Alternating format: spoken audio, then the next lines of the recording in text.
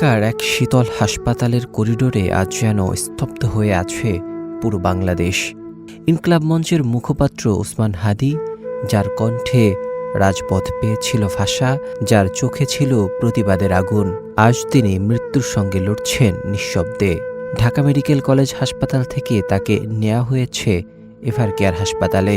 এর আগেই ঢামেকে সম্পন্ন হয়েছে জটিল অপারেশন, কিন্তু চিকিৎসকদের কণ্ঠে আশার সুর নেই, আছে শুধু বাস্তবতার কঠিন স্বীকারোক্তি।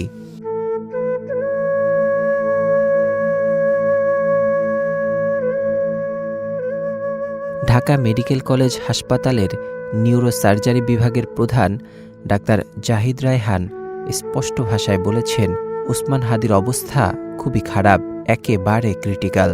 হাসপাতালের আনুষ্ঠানিক কোনো বিবৃতি না এলেও তার এই কথাগুলোই যেন গোটা জাতির বুক ভারী করে দিয়েছে।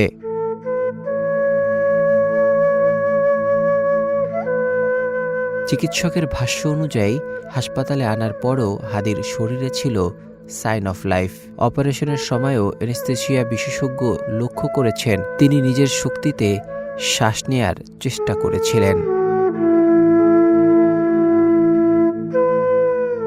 অপারেশন চলাকালে 2 বার কার্ডিয়াক অ্যারেস্ট, প্রচুর রক্তক্ষরণ, নাক ও মুখ দিয়ে রক্ত ঝরেছে অবিরাম। তবু চিকিৎসকরা থামেনি।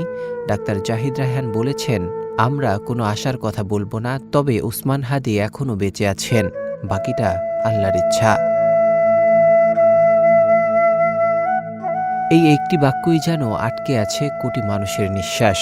সামাজিক যোগাযোগ মাধ্যমে, রাজপথে, মসজিদে, সবখানে একটাই দোয়া, হাদী যেন বেঁচে থাকেন।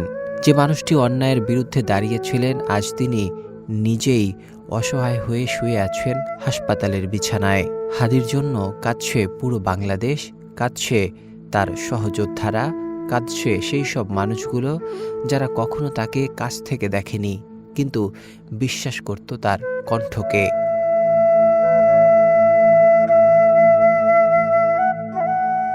আজ দেশ তাকিয়ে আছে হাসপাতালের দরজার দিকে আর আকাশের দিকে।